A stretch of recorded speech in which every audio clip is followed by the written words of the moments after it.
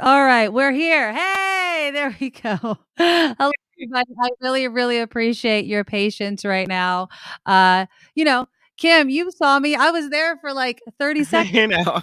time, just a bit less than 2 minutes. I apologize, but I thank everybody.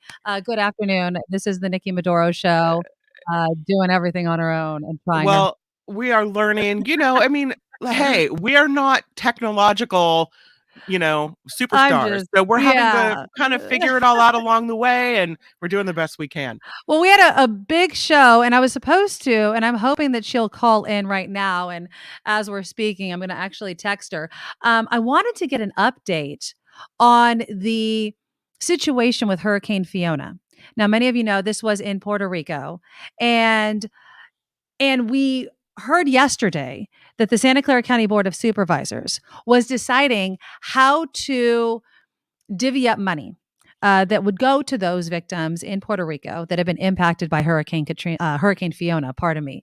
I don't know if you've heard, Kim, the horror stories that are still coming out of Puerto Rico. Mm. People are dying because they just don't have electricity. And the situation with the power companies out there, apparently, one reporter that I was listening to was talking about the fact that the power company, I think it's Luma or Lumen, um, was saying, oh, yeah, like 95% of the neighborhoods are up and running. And people are saying, no, we have entire communities that have not had any electricity. And because of that, because they have no electricity, people's medical devices don't work. They can't keep their insulin cold. And so people are dying. And so I just feel like we really need to get an update on that. And so I'm waiting for Maria Acevedo. She's with the Puerto Rican Civic Club. And she is going to be joining us to give us an update on whether or not they were able to receive any of the funding that they were hoping to get.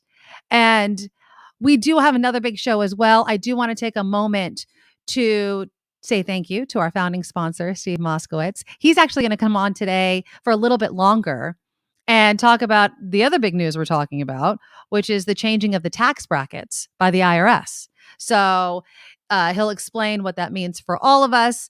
There was this thing on social media about how it only applies if you change tax brackets. And so we're going to have Steve explain to all of Mm. us in a way that we understand how any change in the tax brackets really does impact everybody.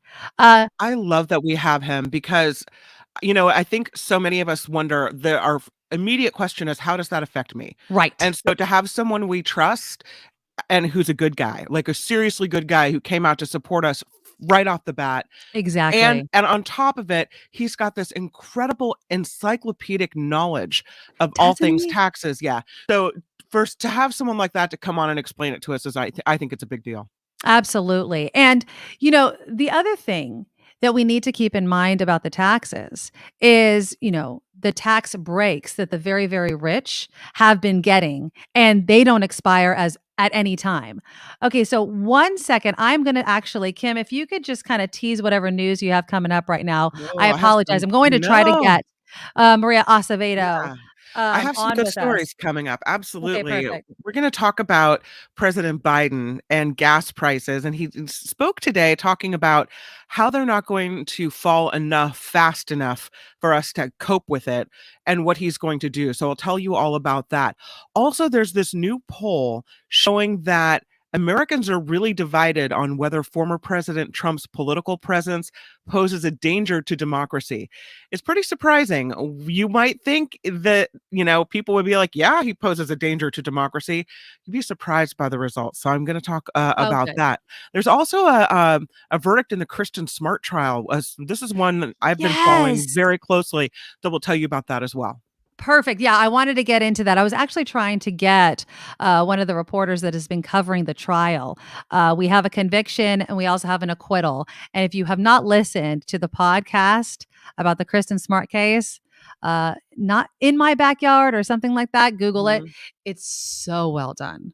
I And These it really boggles podcasts your mind how long it took to seems get this guy arrested. But it's these podcasts that have really kickstarted these cases against people, Yes. have found suspects. It's wild. Like, you wonder, how come it takes a podcast to get Mhm. justice for these families. What have the police been doing this whole time? Exactly. So, yeah, we'll Come definitely on. be following that. Kim Yeah. has it in her news.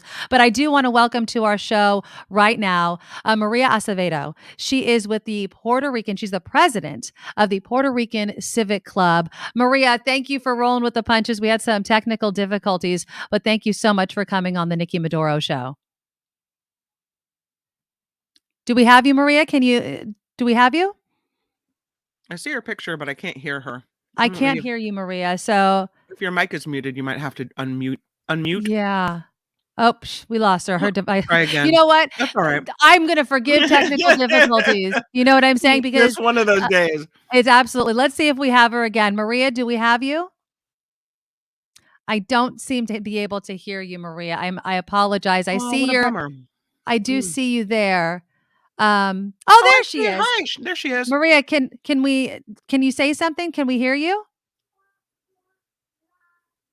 Oh, unfortunately, I just can't hear you, Maria. I apologize.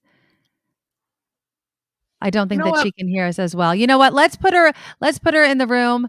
We'll put her in the broadcast room and see if we can get an update. I'm going to link, even if we can't get a hold of her, which unfortunately I just don't think that we can for some reason. I have I'll a put the link huge to her I website. have a And huge so, I have a huge idea. Why don't I do my newscast and you guys see if you can't figure it out together. What do you think about okay, that? why don't we Do it do a that? little Hold early? on. Yeah. We could do it a little bit early, but I do want to play one thing though. If we're going to do it Oh, early, are sure. you ready? Yeah, Okay, yeah, hit me, hit me. here we go. Now, from around the world to up your street, the Nikki Medoro Show presents News Czar Kim McAllister.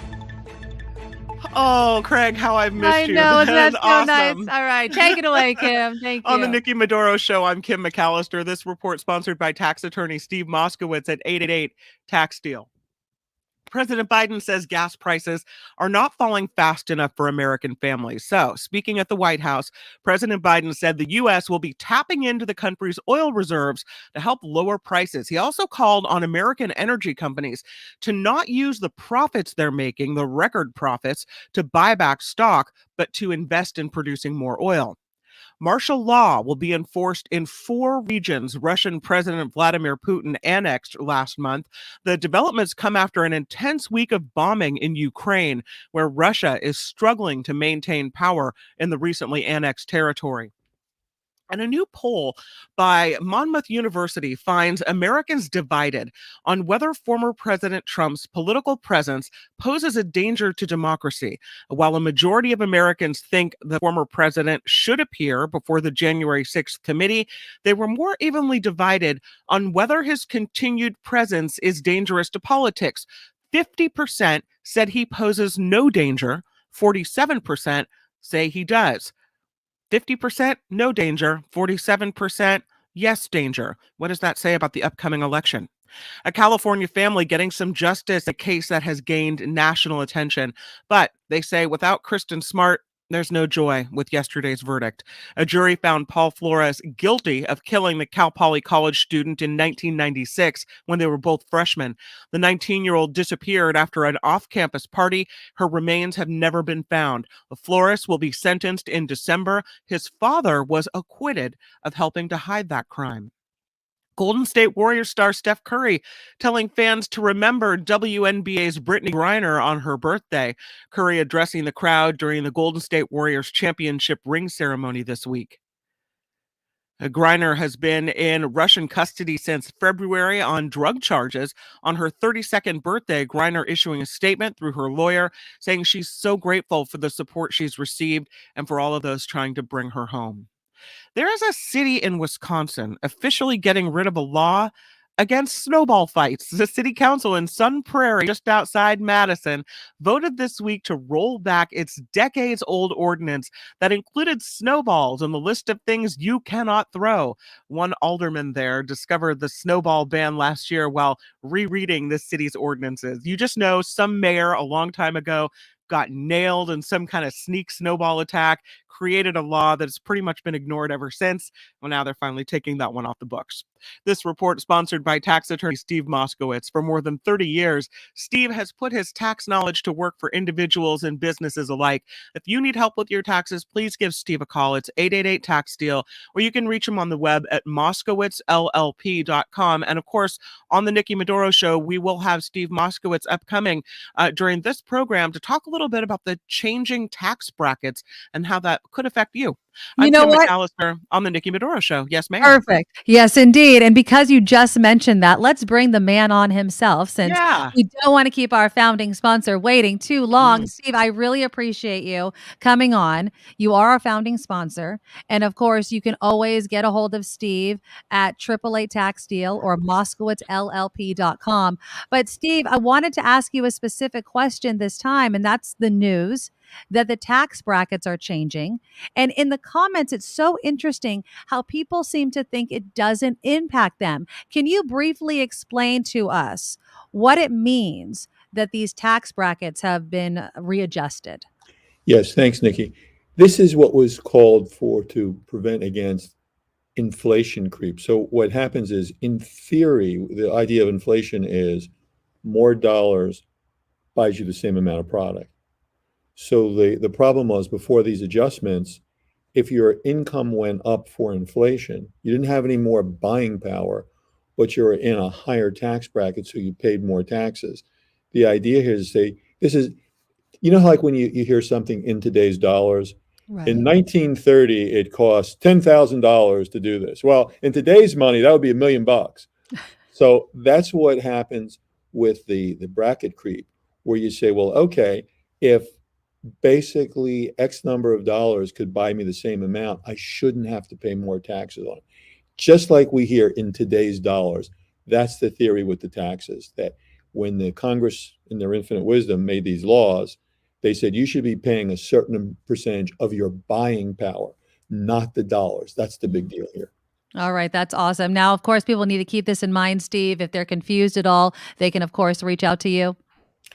Absolutely. And, you know, any type of tax problem, we've talked so much about ERC, and we'll continue to talk about it, because this is where the federal government is giving away up to $26,000 for every employee that you have if you qualify. There's real confusion as to what qualifies. Everybody knows about the math test, where you're down by a certain amount of gross revenue. But a lot of people stop there because that's easy. No, math is just a number. There's a second test if you don't meet the first test. A lot of people are ignoring that. We'll actually take the time to go over it with you. It's facts and circumstances. Like, even if you were an essential business like Safeway, from the beginning of the pandemic until 6/15/21, you could only use 25% of the inside of your business. That may qualify you.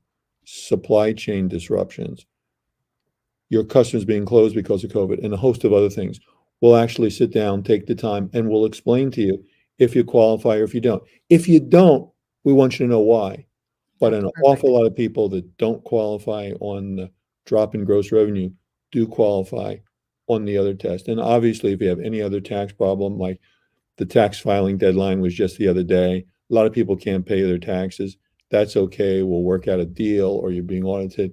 Anything in tax, we're here for you. And look, it's the middle of October. It's time to start planning for next tax year. Don't tell me that, Steve. Don't tell me. Nikki, that's the way it is. This is tax life. But you know what? I always say, better to plan than to pay. There you go. Give Steve Moskowitz a call, 888 Tax Deal or moskowitzllp.com. Until next time, Steve, thank you so Always much. a pleasure. Thanks. Thank you. All right, let's try it one more time. We want to get an update on Hurricane Fiona and the help that is going to it. Let's bring on Maria Acevedo. She is with the Puerto Rican Civic Club. Maria, can we hear you? I hope so. Yes. Oh, yay! Okay. This is near and dear to my heart. I am half Puerto Rican. My mother, we have family over in Puerto Rico, not right now, and not that has been impacted by Fiona. But first off, there was a Santa Clara County Board of Supervisors meeting yesterday. Explain to us what was discussed yesterday. So we have been working in the past couple of weeks for a donation from the Santa Clara County Board of Supervisors. That was introduced by the Office of Auto Lead. And yesterday they voted, and we were awarded that funding, and we are now going to proceed with work in Puerto Rico. We were awarded $100,000.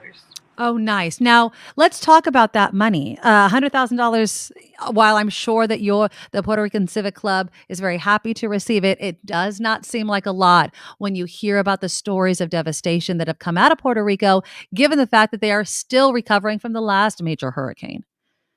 That is correct. It's unfortunate that $100,000 could go a long way.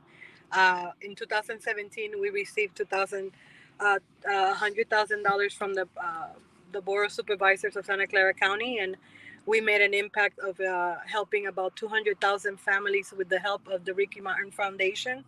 So it's a matter of planning and budgeting and working together with other organizations to make sure that the impact is felt in the island. But by no means is this going to be sufficient. This is just adding to what we are already doing. We've been working. Uh, the day after Fiona, we started fundraising, and 3 days later, we started impacting the affected areas. So definitely, it's a contribution that is well received and well needed, but definitely need more help. Okay, so what specifically do you guys need, and in addition to money? I was saying something about, batteries or electricity, some way, battery operated lights, things like that. That is correct. We money, of course, contributions, monetary contributions are always number one. Why? We are located in Santa Clara County. We're in California. We have to ship things across the United States to make it to Puerto Rico. So right now, the need is solar power generators and gas propane generators for the people of Puerto Rico of the third generation. We located those generators in Puerto Rico, purchasing those generators in Puerto Rico. Mm. But if that's not the case and people cannot do that or don't feel comfortable, we are also repairing roofs that were damaged by Hurricane Fiona. A lot of people are not aware that FEMA has denied services uh, to this Puerto Rican people because they don't own the land where their property is located. They only own the structure. Um, Mm. Back in the day, there was no such thing as property titles. So you inherit these properties, and families live there generation after generation, and they do not own the property itself. So when that happens, FEMA denies help. Right now, for example, we have a 70 and 80-year-old couple in Añasco, Puerto Rico, that the home was completely destroyed. They were offered a $500 donation by the city, by the mayor of Añasco, and nothing else. They have no Wow. refrigerator, no stove. The water is filtering through the roof. This is just this morning. Um, is completely destroyed. The stairs leading up to their homes is destroyed. The bathroom is destroyed, and they will offer $500. So when that happens, we have to step in and help. They're not in a position to actually repair their home. So gift cards to Home Depot is very helpful because we have contractors there. We are working with Mi Patria and other organizations that have the manpower to help rebuild. So gift cards to Home Depot, you could send them directly to Puerto Rico, and there's a list on our website of the items that we found that are very effective Mm, and good. could be mailed directly to Puerto Rico. Now, as far as laying blame, and I know that we're just trying to help people, I mean, it just seems I've been hearing stories about how the last hurricane funding hasn't been going out to people. What do you understand is the holdup in getting the money and the resources to the people, to the cities that need it right now? What is the problem? Government, red tape. We all know, it's well known that our government is not operating to its capacity, and we are hoping and praying that somebody intervenes because the people of Puerto Rico are the ones suffering. Yeah, we have grants and help from the United States. From the president of the United States was just there and offer to help with all assistance to the government of Puerto Rico. How much of that help is getting to the hands of the people? by my experience and what I've been seeing, I've been working there since Maria for 5 years now, and I could tell you that it's very difficult to get any help from the government of Puerto Rico, and that goes for the governor and the mayors of the island. Would statehood help if it was actually a state instead of a U.S. territory? This is my personal opinion. At Mm. this point, I think so. Yeah, yeah. I know that votes can be taken for that, but the representation and the attention that it could give, especially at moments like this, is huge. Again, as far as the electricity is concerned, and the stories that you're hearing, how much progress has been made with the power companies out in Puerto Rico to get things back up and running? So I got word about 4 days ago that the shipment that was coming into the west part of the island for electricity was not able to disembark. Why? Well, the pier was damaged and no one bothered to look at it. So therefore, the shipment was turned back. That shipment will not come back until October 27th. So as of a few days ago, we were going to lose power in the majority of the island due to the lack of sufficient fuel. So I understand now that something has been worked out, because we all know about the Jones Act and how Mhm. difficult it is to get anything, any help for Puerto Rico other than, uh, uh, you know, uh, anyone that complies with the Jones Act. So even if they want to help, they can't. Mm. So because of the Jones Act, we, Can you bring us up to speed on the Jones Act for people that don't understand? it's a lengthy, that's a lengthy conversation. I would recommend that people looks it up, but part of it is that unless any shipment that comes in through to our island, um, export or import, pays additional taxes, and they must port in the United States before arriving to Puerto Rico. So the taxes they pay are double, right? Than normally any other shipment that goes to the United States or any other place. We are the only ones. I think one or two islands have this Jones Act, and that affects anything that is imported and exported to Puerto Rico. Therefore, if you do not go to a port in the United States and put the United States flag on your ship, you cannot port to Puerto Rico. That's one of the things. So Yeah. because of that, no one else could help us. I understand that another exception has been made, and I believe that we are going to be getting fuel from Dominican Republic. Oh, good. Sure about that. I just heard about it this morning, and I'm hoping that's true, because otherwise the island is going to go dark again once Mm. again, at least until the 27th of October, if they able to embark. That is just horrifying. Maria, I really appreciate you coming on. I know this is a very tough time. I've included your website on the screen right there. If anybody can help in any way that they can, please do. Maria, please keep us updated on all of the progress that your organization and any other organizations are doing to help the people of Puerto Rico. Maria Acevedo with the Puerto Rican Civic Club. I really appreciate you coming on this morning. Thank you. This Thank you. afternoon. Thank you. Oh, have a good day. Yeah. It's sad. It's absolutely tragic, the stories that are coming out of there. I urge all of you, if you're not aware, because I know it doesn't make the headlines Yeah, anymore, right? And it's it sad doesn't. the way the news moves. It just does. It's tragedy after tragedy, and then there's politics, and then you're just overwhelmed, so you want to turn it all off. So again, if you can, the Puerto Rican Civic Club, you see the banner right at the bottom of your screen. If you can help, please do. We got a Um, text from uh-huh. Calvin Wong wrote in, and I thought this is an interesting question. I hadn't heard of this being done in Puerto Rico, but he wants to know if micro energy grids are being installed and made hurricane proof. He's saying a Florida community is doing that. Maybe that's something that Puerto Rico should consider as well. I mean, when you Yeah. talk about micro energy grids and technology, that's costly, right? Exactly. I And was just going to say so the same thing. I mean, does Yeah. Puerto Rico have that kind of money to do that like Florida might? And that goes back to what you were talking about statehood.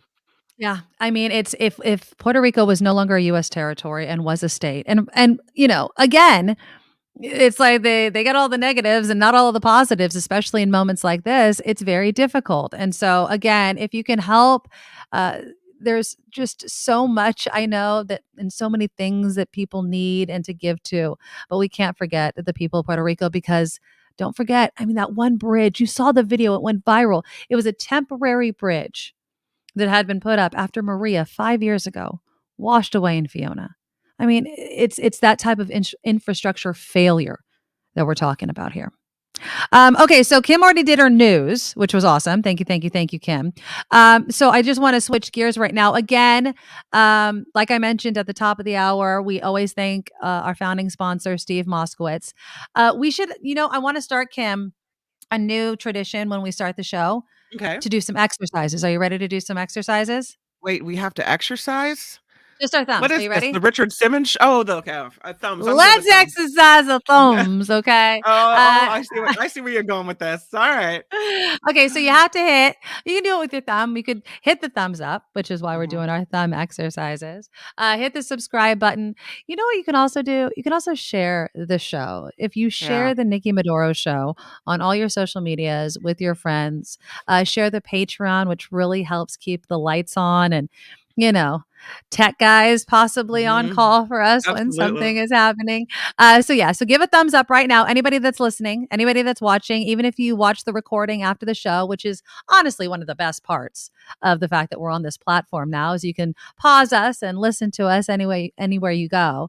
And of course, you can go to the NikkiMedoroShow.com. Has all the links to the show to share with your friends. Makes it extremely easy. You don't have to share the YouTube link or the Patreon link. Just share the NikkiMedoroShow.com. Has all the links right there for you. So if you could do all that, it really, really helps us and makes a huge difference. So do your thumb exercises every single day for every Up, single show, up, and down. up, down, up, down. Just click it once though. You don't want to turn it off, but click it once Yeah. every single show. Okay. So let's switch gears. It's gonna be hot today in the Bay Area. Kim doesn't do traffic anymore. She always did traffic and weather Because you together. can listen at any time, right? So it Exactly. kind So of the makes traffic it doesn't matter. inapplicable. It's not like a live up to the minute break news radio station. Well, but Because then we don't get to talk about the weather, which apparently is yeah. supposed to break records today. I was listening. So I go after the show in the morning. It's kind of chilly. It was like 59 degrees when I took the kids to school. So I put a sweater on. And then yesterday I did a show.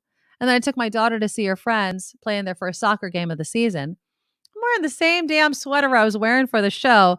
I was sweltering. I had to get out my umbrella just to give me some shade. Apparently, this is supposed to be the hottest day of the week. Inland highs in the mid 80s to low 90s. If you have the day off or you have some time, See, it's going to be in the 70s at the coast today. I mean, that's when you talk gorge. about low 90s, I feel like it's child's play because we went through that massive heat wave where Yeah, every day it was like 105, right? And it right. was I just for a know. week, more than a week. And so 92, really? That's nothing. Come on, Ah, I people. know. We I hear got what through you're that, no saying. problem.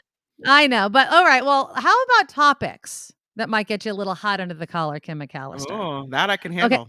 All right. So there is some research underway right now looking at whether pregnant women should smoke, ingest, take any amount of marijuana. And it's an interesting kind of debate because I am sure you have known women who either had a really hard time with their pregnancy, they were nauseous, they couldn't eat, they were having some sort of, pregnancy symptom in which someone was like, if you smoke a little pot or you eat this little edible, you're going to feel so much better. And maybe they did or maybe they didn't. But is pregnancy and pot a healthy alternative or is it bad for the baby? Well, let's ask somebody that is actually researching this right now. Joining us is Katie Woodruff, a public health social scientist at the University of California, San Francisco. Katie, thank you so much for coming on the Nikki Medoro Show. Glad to be with you. Thanks. Okay, so let's talk about the research that's being done into pregnancy and pot. What exactly are you and some other researchers looking at? Well, it's confusing because a lot of good solid evidence is still emerging. So there's a great study that's happening here in Northern California at Kaiser. I'm actually not part of it, but they are looking across tens of thousands of records over several years to really be able to see some connections between people's use and any possible outcomes. But what I've looked at is what pregnant people tell us about their use of cannabis and what happens when they try to talk about it with their childcare providers, and what some of the problems are with how we as a society want to address this issue. And so, what are you finding, at least preliminarily, in the conversations between a doctor and a pregnant mother regarding marijuana? Because I can imagine, and I anecdotally am saying this, I had 2 kids. This was not an issue for my pregnancy, wasn't even a question I was going to ask. But I can imagine if I was pregnant and maybe somebody I know was saying, maybe you just take a little bit of weed, smoke a little, eat a little. Are you finding that this is a conversation that's regularly happening between women and their doctors? Well, it's clear that prenatal care providers should be having this conversation with their patients. ACOG, that's American College of Obstetrics and Gynecologists, recommends it. All the nurse midwife groups recommend it. But we actually did a study talking to pregnant people who use cannabis during pregnancy and used it regularly. And most of them did not disclose their cannabis use to their providers. And that was really because they were afraid of being reported to Child Protective Services. They didn't know if they could get in trouble or maybe even lose their child because they used cannabis during pregnancy. They were using it for a whole range of mostly pregnancy-related symptoms and also stress and anxiety and other issues. They felt that it worked well for them, but they weren't talking about it with their providers. And most of them told us that their providers also didn't ask them. So I'm currently doing a study of providers and talking to people who provide prenatal care and asking them how they deal with cannabis use with their patients. And a lot of them say they don't bring it up. They don't consider it a high priority, or they're confused about the evidence. And they just don't really know how to deal with it with their patients. And so this is a real gap. It's a real missed opportunity for discussions. Do you think, and again, we're talking with Katie Woodruff, she's over at UCSF. Do you think doctors know for sure whether or not it's good for pregnant women yet? I think that's a really great question. I know that we have a lot of concern, especially as more states are legalizing recreational cannabis, but that solid evidence isn't all there yet. So I'm going to tell you what we do know for sure. So we know for sure that a lot of cannabis products that are sold today have higher THC and CBD concentrations than they did even 10 years ago. So that puts a lot of evidence into question, right? This could be a higher risk. We know that those chemicals in cannabis do cross the placenta to the fetus, like most other nutrients and substances that people use during pregnancy. And that's why diet and avoiding alcohol and things are so important during pregnancy. We also know in cannabis that those chemicals can stay in the body for days, if not weeks, and they especially concentrate in fatty tissues. So that's an issue to consider for beyond the pregnancy, for breastfeeding. But in terms of connections between use and harms, that's where it's still unclear. What we do know is there's a very clear connection between maternal cannabis smoking and lower birth weight of the offspring. That has been demonstrated conclusively. And it's unclear whether that's due to the cannabis or to the smoking. Is it the lung involvement that's the issue there? So that's an open question. Is using cannabis in another form healthier than smoking it? And another study that was really high quality that came out in 2019 found that there was double the rate of preterm birth. So that's babies being born too early for people who used cannabis. And they did do a good job in that study of controlling for other substances. There might also be anxiety in future children, depression, ADHD has been suggested, some other sort of cognitive developmental issues later in children whose mothers used cannabis while they were pregnant, but that is not known yet. And so that's part of what's still emerging, what I look forward to seeing coming out of this study by colleagues at Kaiser. Yeah, I think that those are a lot of questions, because the other thing that I was going to ask you, Katie, was you hear about, if you took ibuprofen while you're pregnant, or you took this, things that people wouldn't bat an eye at of taking while you're pregnant, all of a sudden, is that why your kid has whatever, ADHD or some other problem? And so are there any pros that you've found or have heard about with marijuana use during pregnancy? Not that outweigh the negatives or the possible negatives, but I would say that a pregnant woman that can't hold down food because she's too nauseous probably is a huge problem. Yeah. Well, the women that we talked to who did use cannabis during pregnancy, some of them were having really bad nausea and vomiting in pregnancy, as many people do. Right. And they did find that using marijuana helped them to have an appetite or to not be so nauseous.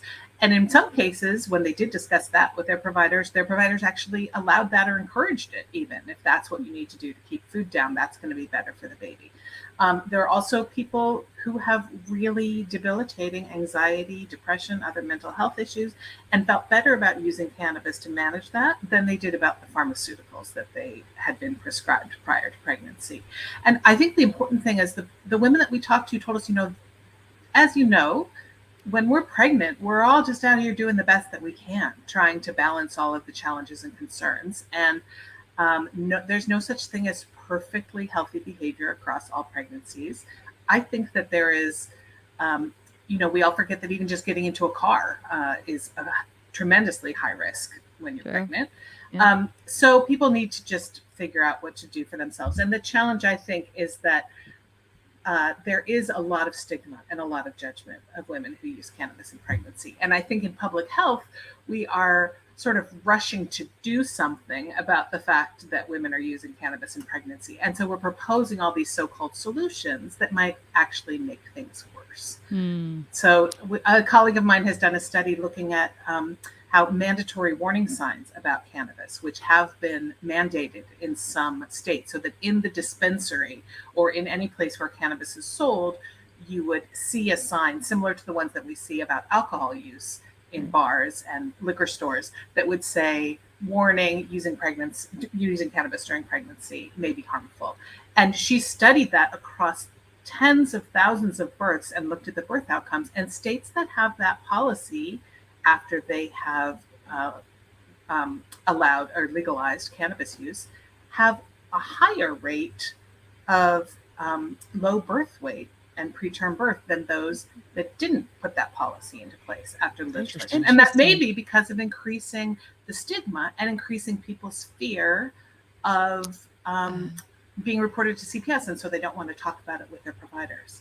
So I really think we need to be doing all that we can to facilitate supportive, patient-centered conversations between providers and pregnant people so that they can really get their concerns heard, talk about how to balance the risks, and see what information and evidence they can find to put.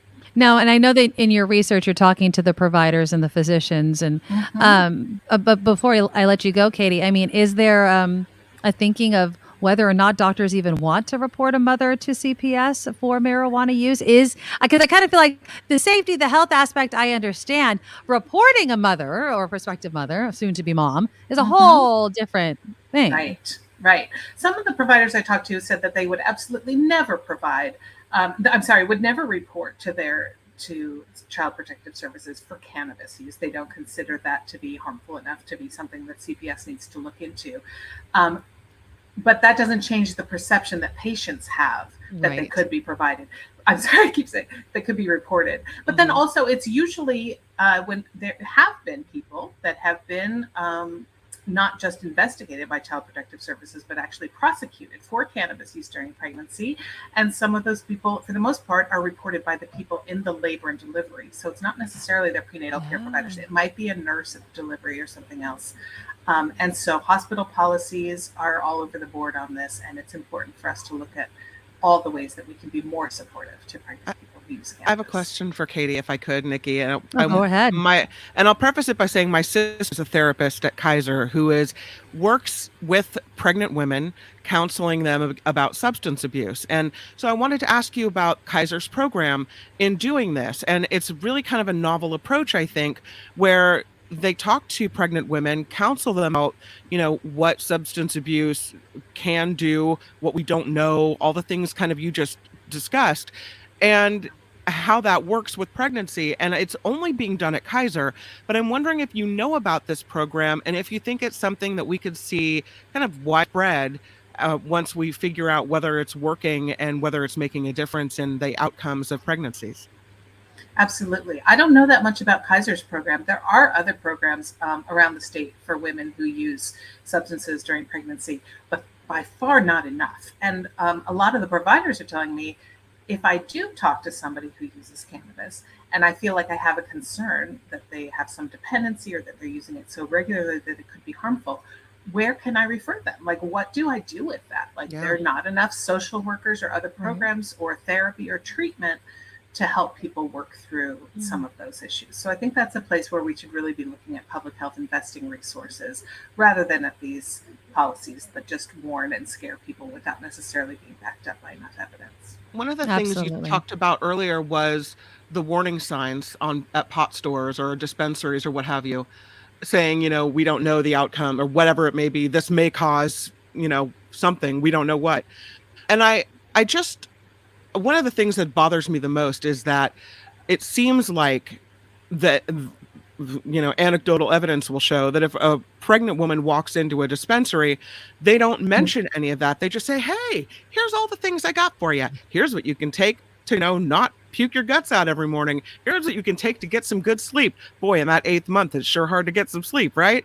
And so they'll sell you things, but they never say, and by the way, if you take this, we don't know what could happen later on. Your kid could be all gorked up, and maybe it's worth having a few months of puking in order to make sure that your kid is safe.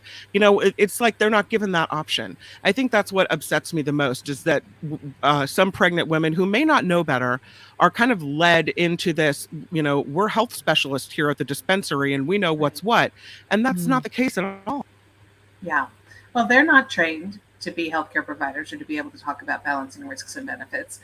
And their prenatal care providers should be able to have those. And that's why I feel it's so frustrating and sad that folks don't feel able to have those conversations and that the providers don't feel well equipped to have those conversations either. I think that's where those discussions really need to be happening. And to do that, pregnant women need to feel safe, that they won't be judged, that they won't be reported, that they can really get their questions answered, because otherwise they are going to turn to these other sources of information that are lower quality and may be misleading. So where do we find out, or how long's your research talking to the providers? When are we going to get an update, Katie?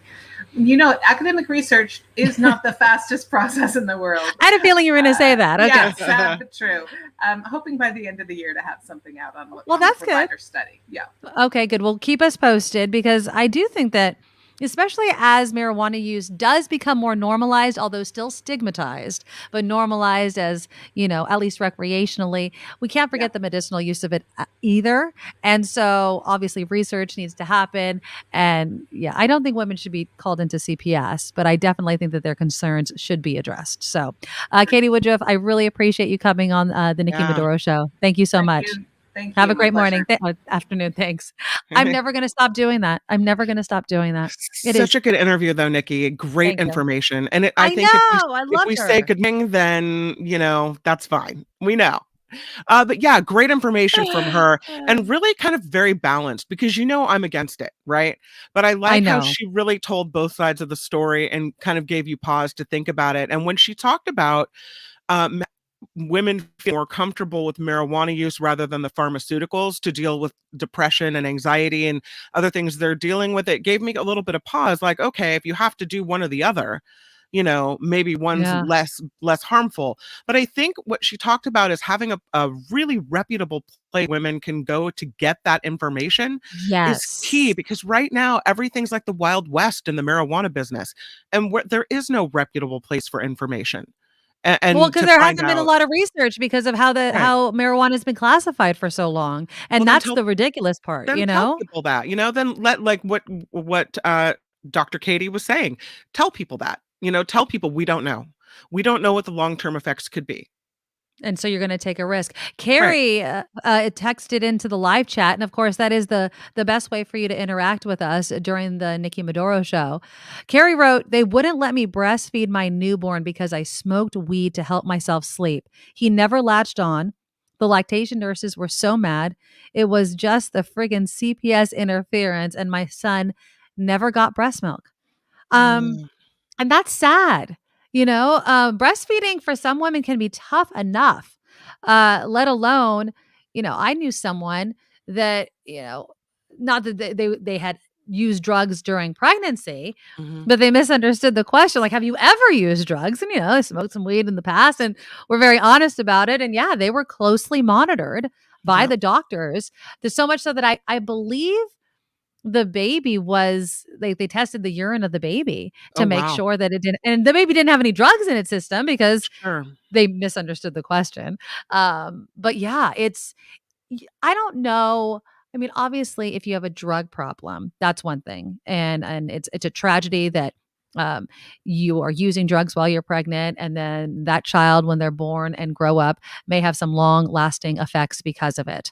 But on the other hand, I think we need some more honest research about what the long-term effects are. And I like how Katie mentioned the difference between something like edibles versus smoked marijuana, Mhm. because they don't know whether it's the smoke that led to either a lower birth weight or what have you. And so, yeah, basically, it just needs more research. It really, really does. Back to the text that Carrie sent in, Mhm. where Katie was talking about how marijuana these days has higher THC Yeah, levels, absolutely. Yeah. and that can live in fatty tissue and affect your breast milk. So here's the Mhm. question, Carrie. Would you have rather had breastfed your baby and had your baby somehow gotten the higher levels of THC and have long-lasting effects into adulthood, effects that we don't even know what they might be? Or would you rather have fed them formula? Because in that case, I would say for long health, maybe formula was a better idea. That if they Mm, had the breast milk and was, tainted with THC, higher levels than what we normally would even have thought, then maybe it was a better long-term health outcome for your child. But the right. fact is, we just don't know. So if we don't know, then erring on the side of caution is key. Right. And I definitely think, the whole idea breast is best, and the first couple of, the colostrum in the breast milk, it stays with Right. the baby, starts them off right. That's a lot of pressure on mom. So I can imagine if Carrie, just had smoked and I don't know if she smoked it. I mean, Carrie, if you're listening, you could text back into the live chat and let us know. I don't know the way she ingested or smoked marijuana, or how much she did. But you have to weigh the pros and cons. And I agree with you, Kim. Erring on the side of caution, I think, is what most pregnant women will do. But if you're vomiting, if you're not able to sleep, if you're not keeping food down, if you're just miserable, it's a long pregnancy. I mean, there might be a point where women are like, I have to try something. What's the difference between a pharmaceutical and marijuana? And the point is, we just really don't know at this point. Well, So there's a reason that we don't eat deli meat or raw sushi, raw fish, eat I sushi, ate deli or meat, by the did you? way. I mean, I did. because the chances of actually having tainted I deli wasn't meat living on it, but yeah, I are had a sandwich once in a while. Yeah. it's extremely rare, right? Yeah. But most Yeah. people are told by their doctors, here's a list of foods not to eat. And so you err on the side of caution, except for Nikki, Right. who just was like, give me that salami, I'm eating it. Give me all Uh, the raw hot dogs. It was fine. so the chances are really rare, but many people are said, are told don't do this, and so Right. we err on the side of caution. And I would think it would be the same way with marijuana or drugs. If you're worried about the possibility, even the inkling of something going wrong. Right. I mean, and that's just being mindful of the fact that, you're pregnant, and there could be effects of this. Let's see. Deli Albert sandwich wrote, eater. I know. Well, I mean, come on. I'm half Italian. I need my sandwiches once in Did a you while. have raw Uh, eggs too? Were you No, like, give me that sushi, I'm gonna eat it all? I didn't eat raw sushi. Stop. Don't How make are me your feel kids guilty. so cute? Look at I you, know. It's the man. deli meat. Albert wrote in the live chat, women who do smoke have to be careful with smoking because most weed is altered. Huh. Yeah, it could have something on it. I do think that beyond that, it's definitely just the higher THC. This ain't your grandpa's weed. It's stronger. It's definitely stronger. And so you have to keep that in mind, that, even if it was your granny who told you, I just know, pulled out a joint and took a couple tokes, when I felt nauseous, it's not the same weed inside there. So you need to just be careful. And I think Kim nailed it. Just err on the side of caution and realize that there's just not enough research yet. And hopefully there will be soon. Okay, so coming up, we're going to have some news from Kim McAllister. And then we will also be talking with SF Gates' Eric Ting. So Governor Newsom has set a date.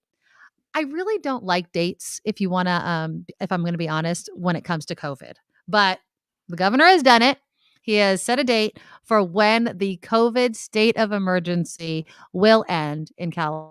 So Eric Ting with SF Gate will join us after the news, and we'll talk about what does that really mean? Seriously, like in your own community, in your own county, for your local public health official. What does it mean if the state is saying one thing and yet your county wants to or possibly recommends doing something else? So that's coming up. I also in the next hour I want to get into the Val Demings Marco Rubio debate. A lot of the big debates are coming up. That one was last night. I'll have a couple of sound bites from that debate. There were a number of issues discussed, from abortion to guns. John Fetterman and Dr. Oz, their debate is October 25th. That's next week, October 25th. And Fetterman is still facing a lot of criticism for something that's completely out of his control.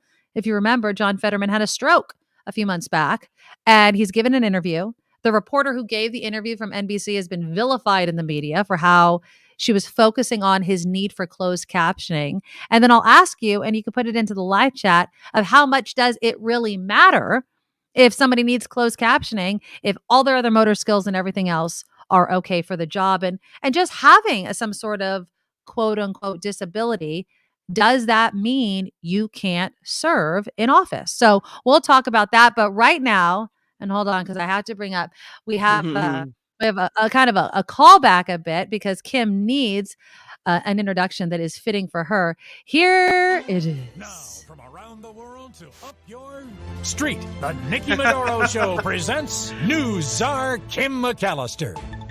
On the Nikki Medoro Show, I am Kim McAllister. This report sponsored by tax attorney Steve Moskowitz at 888 Tax Deal.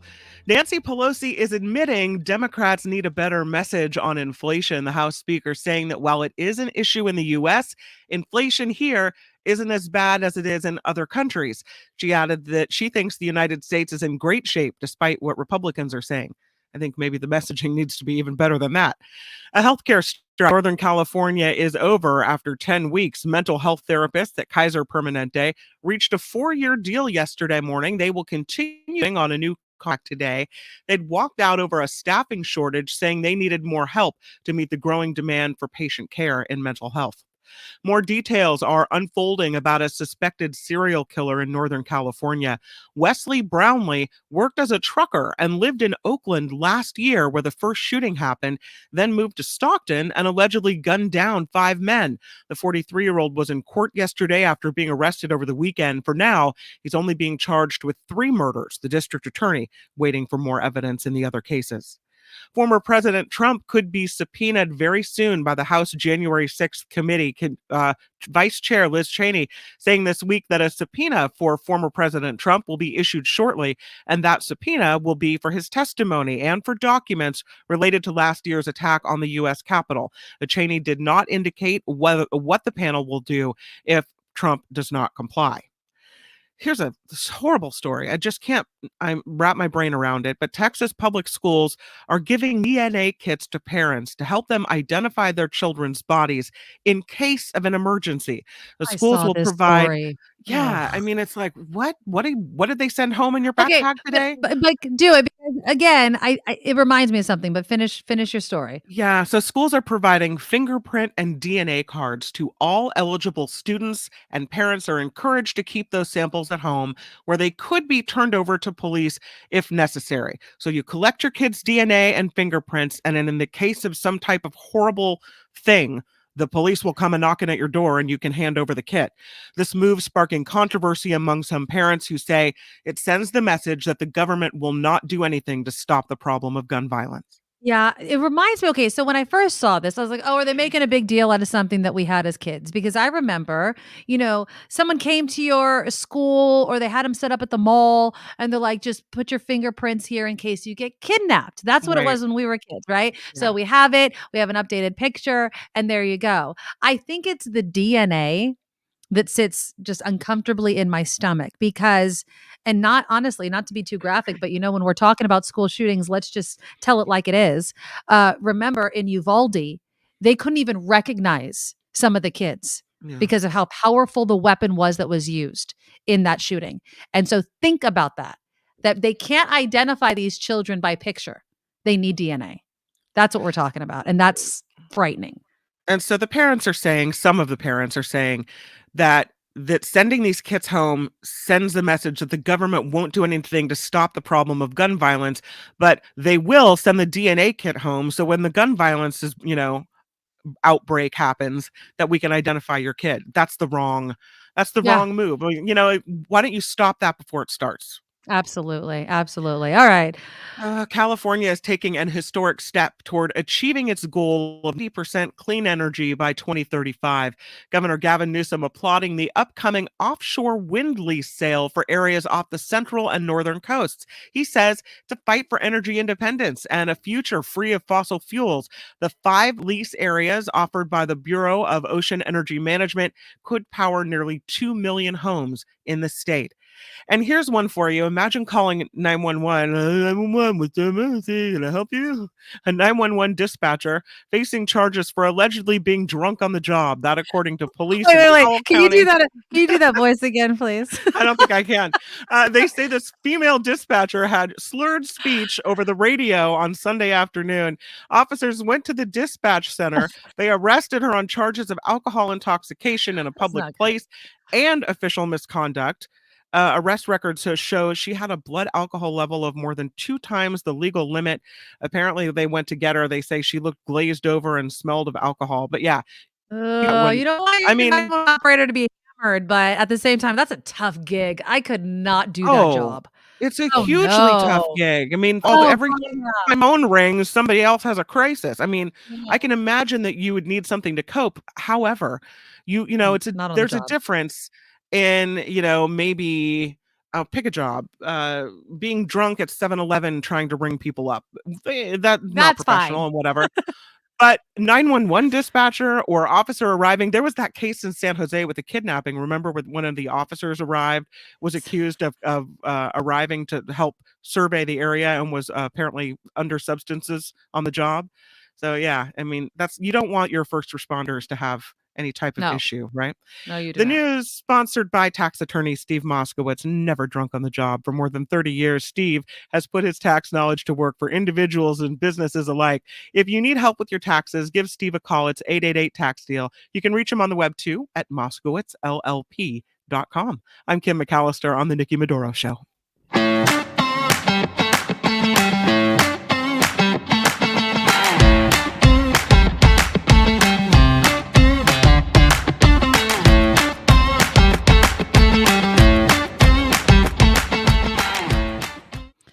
All right. We are back on the Nikki Medoro Show, and joining us this morning is Eric Ting. Eric is from SF Gate.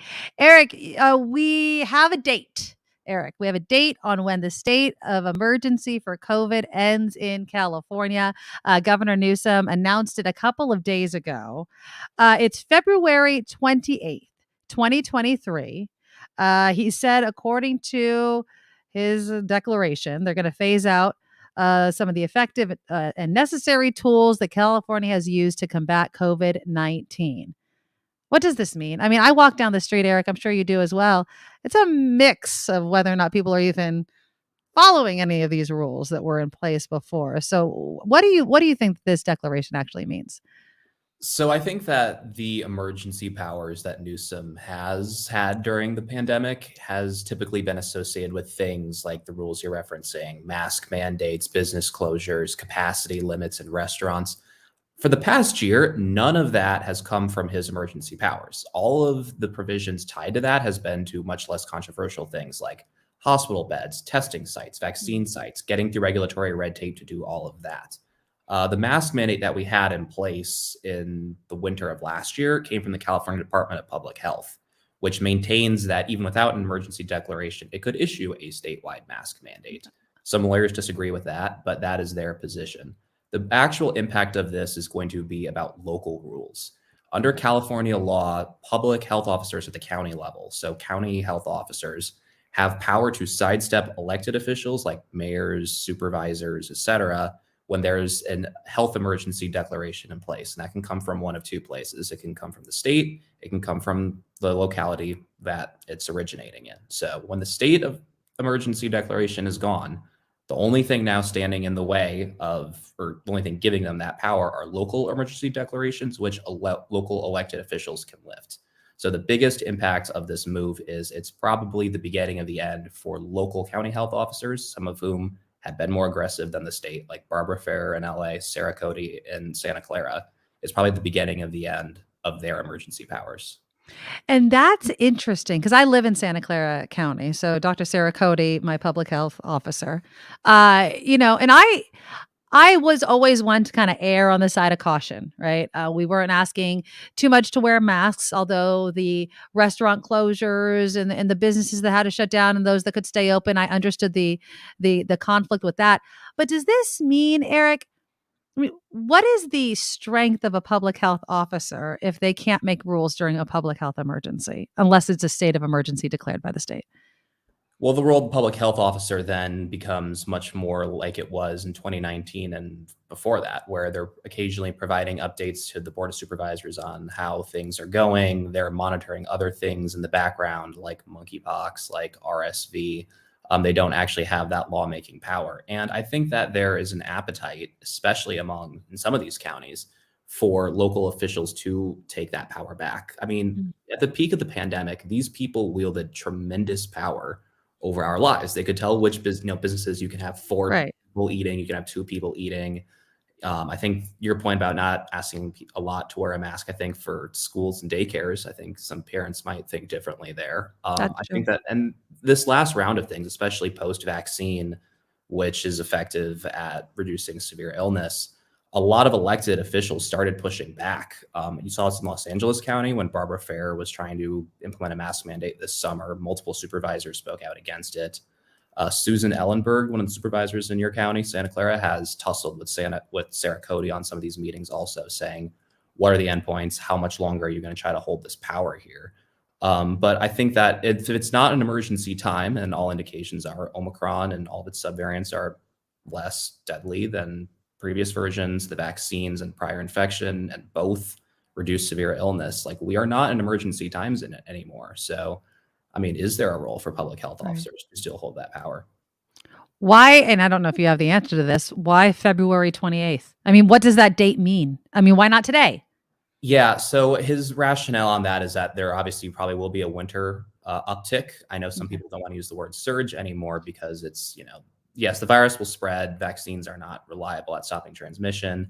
But I mean, as far as hospital impact goes, it's not going to be what we've seen the last 2 years. But like I said, a lot of the emergency provisions that Newsom is still using that power for is stuff like hospital capacity, making it easier to get people. I think it's hospital workers testing. I forget what the specific provision is, but there are a number of things related to that very nitty gritty, how hospitals are operating and how many hoops that they have to jump through given the current regulatory schemes, making it easier for them to deal with, a possible winter uptick that will be manageable, but still wants to keep it in place to allow for that flexibility and prepare time for the phase out after. And he also needs the legislature to change two provisions to give that flexibility going forward. And he needs to give the legislature time to deal with that. Yeah, I mean, I know we don't want to call it a surge. I hate dates for the simple reason is we don't know what's going to happen between now and then. And I can only imagine Newsom coming back and be like, well, I said February 28th, but it's not going to be February 28th. Politically, this has to make sense for him also to announce a date, right? I mean, politically, COVID is just such a non-issue at this point. I mean, if you look at polls, I mean, when you ask people what's the number one issue on your mind, what's the number two issue on your mind, COVID, used to obviously be top of mind for everybody, but now the economy, inflation, crime, abortion, all, guns, all these things are over COVID right now. I don't know just whether this does anything at all. I think, like you said, if you walk around, some people are still wearing their masks, and that's a personal choice at this point, and a lot of people are not and have moved on. And politically speaking, I don't think that this is anywhere near the hot button issue it was. And I think regardless of what Gavin Newsom did, he would win by 20 percentage points because that's just the way the state dynamics are. And there'll probably be decently strong Democratic turnout. And when a state where you outnumber Republicans 2-1, that means if you've got a D next to your name, you're winning your race. SF Politics editor Eric Ting joins us from SF Gate. Eric, I'd love to get you back on to talk a little bit more politics next time. Thanks so much for coming on the show. For sure. Thank you for having me. Thank you so much. All right, Eric Ting again with SF Gate. I'll link you to his article as well in the show descriptions, as they say. But yeah, I mean, so how do you feel about the COVID state of emergency ending? On one hand, I get what Eric was saying about giving people enough time to adjust hospital beds, things like that. I kind of disagreed with his idea that it's not political anymore. I still hear candidates, and maybe not here in California, but definitely across the country, still using COVID restrictions as a talking point in the debates. And technically, if you really want to be honest about it, the the financial help that President Biden and, let's add, former President Trump gave to Americans is all related to COVID-19. The supply chain issues, the inflation that we're seeing, all of these things are because of COVID-19. So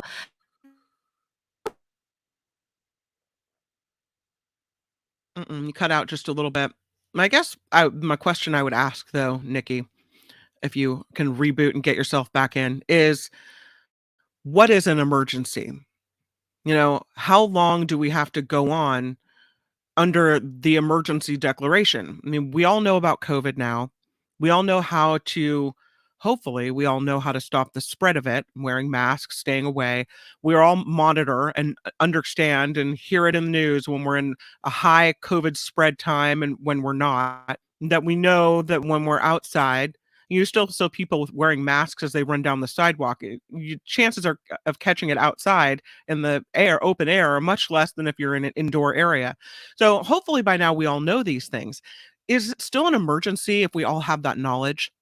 Because I wonder if, how long can an emergency go out? By declaring an emergency, it's true that it opens up federal and state funding that we needed for the last 3 years as we were undergoing an emergency, a novel or new coronavirus that we didn't really know anything about.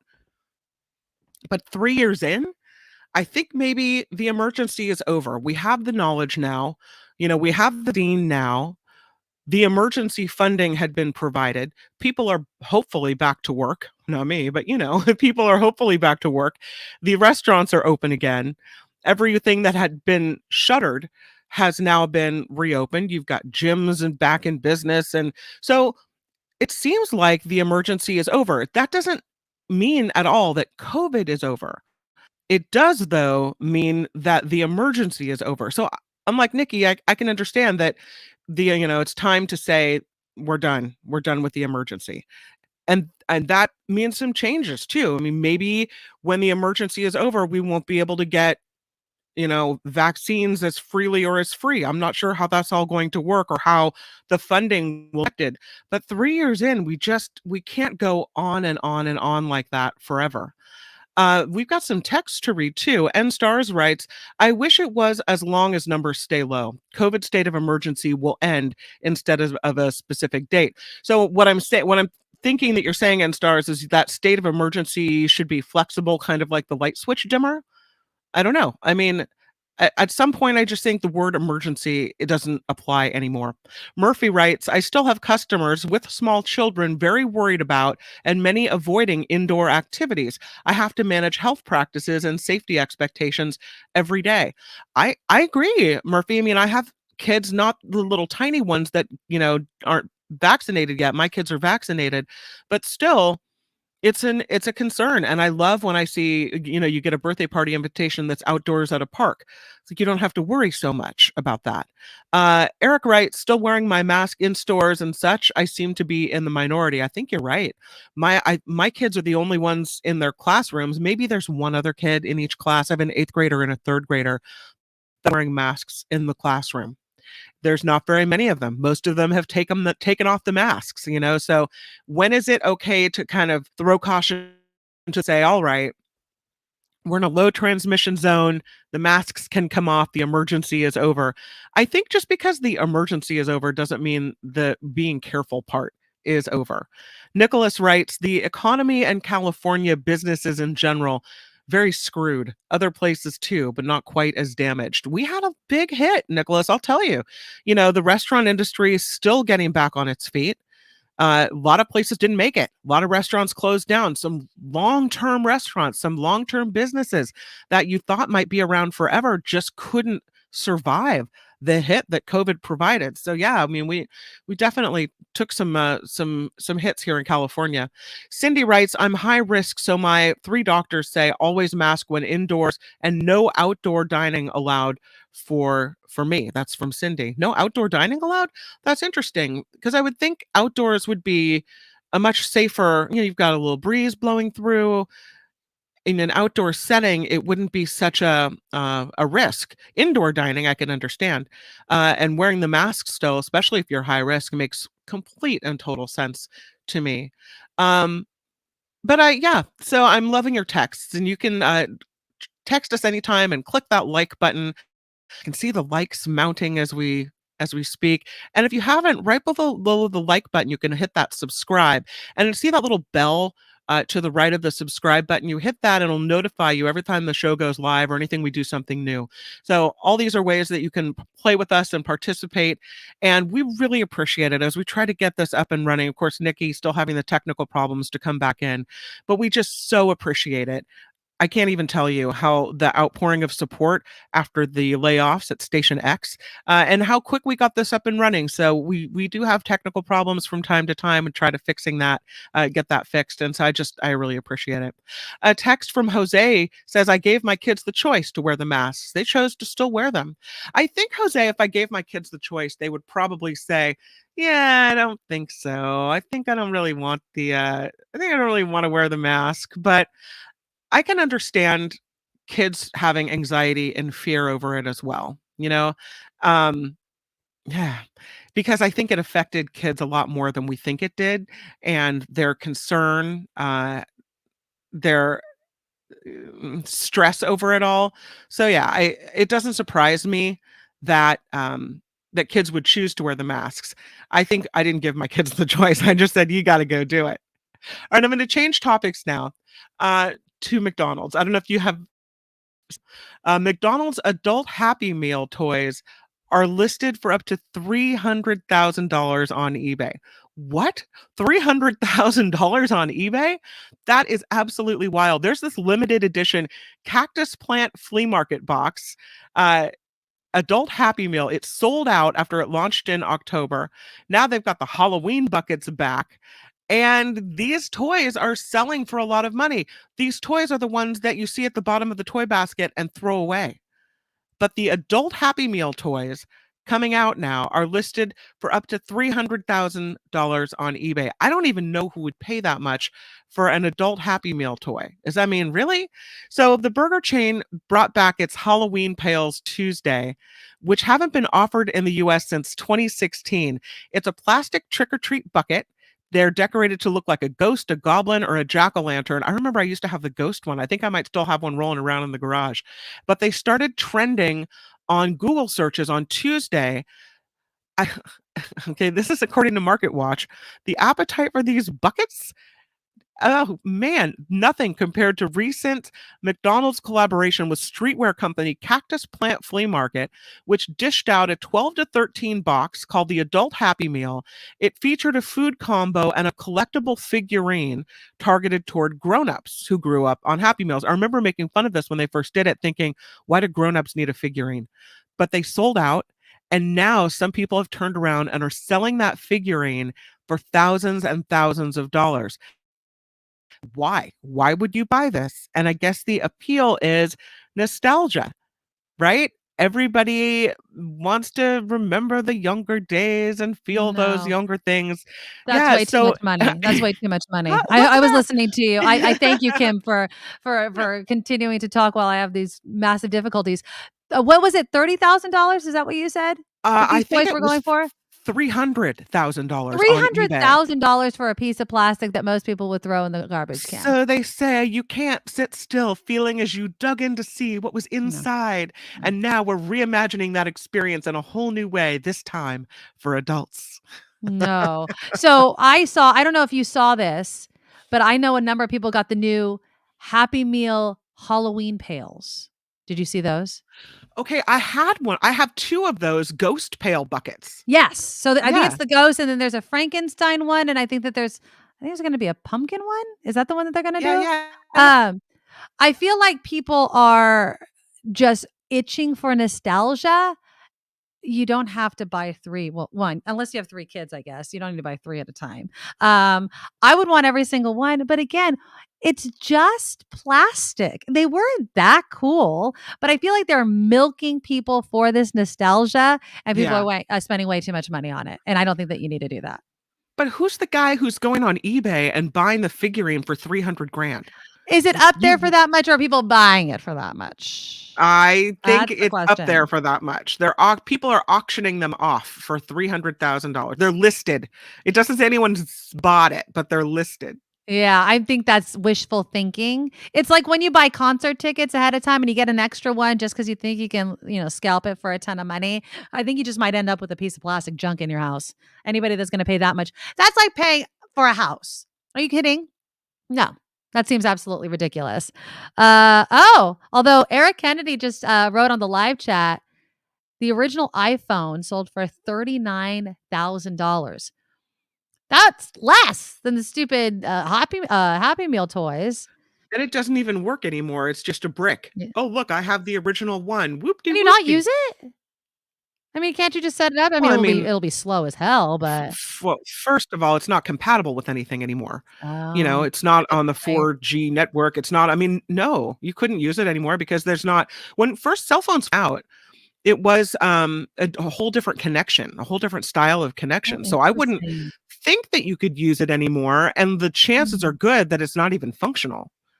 All Think right. of how fast Yeah. your phone breaks. I mean, Apple probably made that stop working a long time ago. They're like, yeah, time for you to buy a new iPhone, pal. N Stars is saying a quick look. The only one sold on eBay shows the most expensive is a set of 15 sold for $1,550. A 2022 Uh, McDonald's 15 set. Oh, it's a witch and a pumpkin. It's not oh, Frankenstein. I thought it was the buckets. Frankenstein. Yeah. Yeah, that was Frankenstein. I don't know. I mean, I like nostalgia. I feel like they're bringing everything back. So remember, like Taco Bell brought back the Mexican pizza.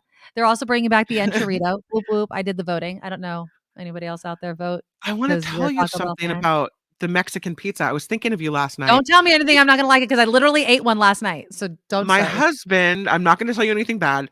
My husband made taco pizza last night for dinner. He made it. So he made pizza Okay. crust and then put He's like all taco fancy. fixins on top of the pizza. Mm-hmm. I thought that was very creative and it made me think of your Mexican pizza.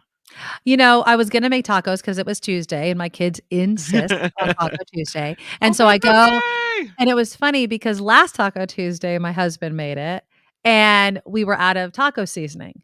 And he's like, and I'm like, make it. It's not hard to make taco seasoning. There's tons of recipes if you have all the seasons, but he used all the paprika. You can't make taco seasoning without paprika. So last night I was going to make tacos. I had the meat defrosted, I had the beans, and I go and I was like, shoot, forgot to get more taco seasoning. And then my husband's like, we're out of paprika. I'm like, well, Taco Bell it is.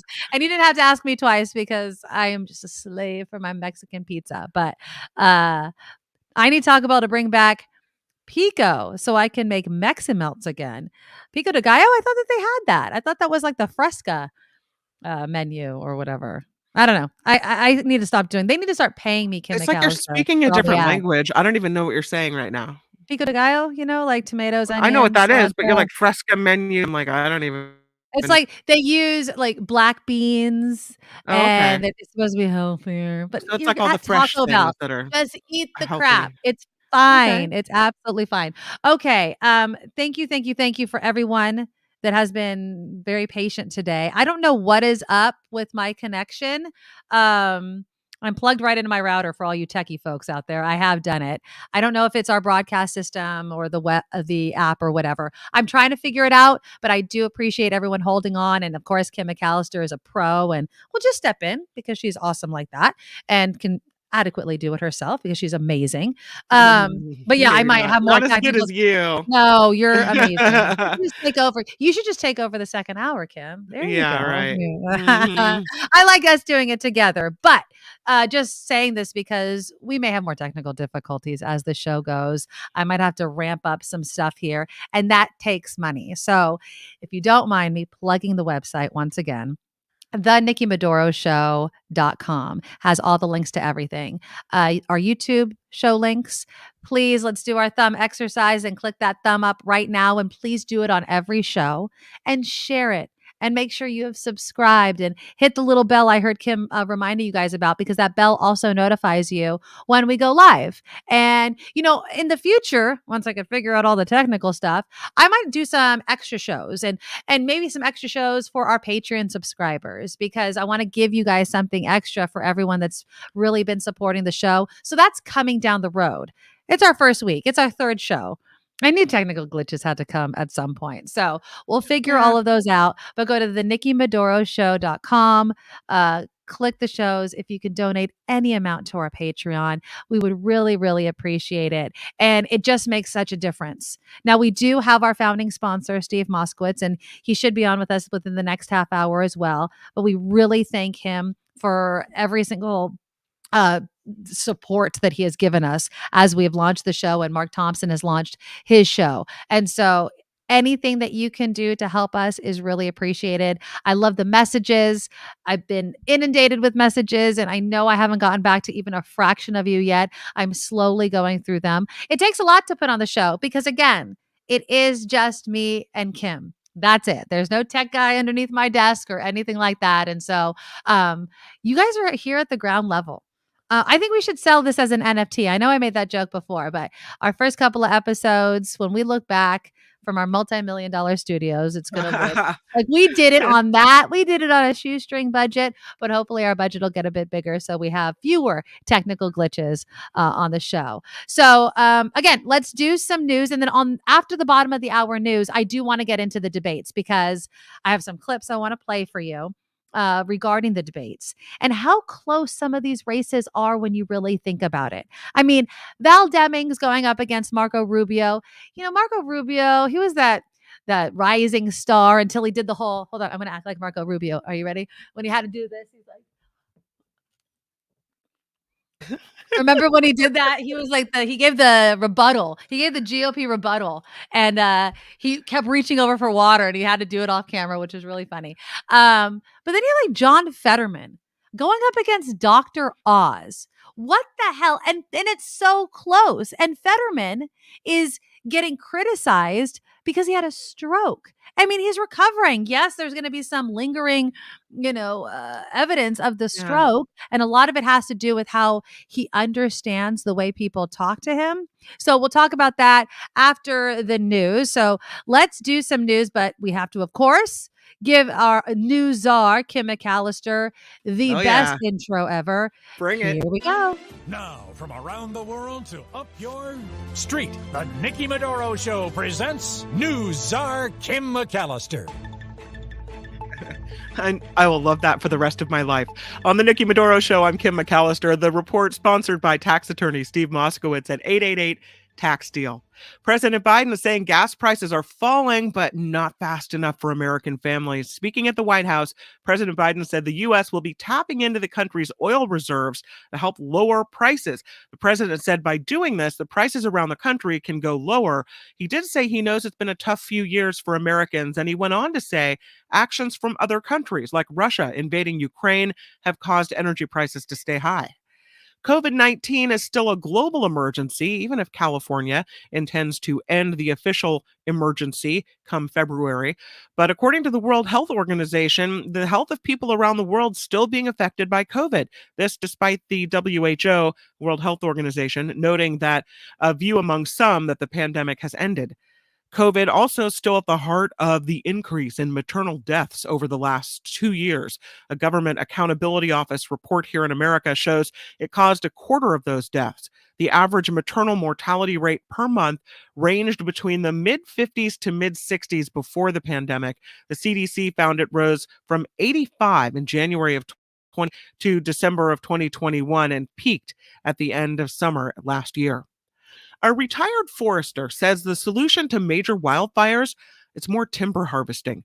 Oh, it's a 100-year plan called Shaded Fuel Breaks. According to Bill Smith, it will reverse climate change and starve wildfires of the fuel needed to burn our forests. Smith worked for the U.S. Forest Service for 33 years. He says he planted close to 1 million trees during that time. He says cutting trees down and harvesting the forest is what needs to be done to end catastrophic wildfires. He also says that by harvesting and replanting, it'll clean the air at the same time by removing carbon dioxide, trying to get the support of residents in some Northern California counties to help change how the Forest Service manages the state's forest. And there are some new developments in the deadly Southern California boat fire. This story keeps on going. A grand jury now indicting the captain for misconduct and gross negligence. That indictment came yesterday. The captain was the first to abandon ship 3 years ago, leaving 34 people trapped below deck. They all died after the boat exploded in flames near Santa Cruz Island and sank.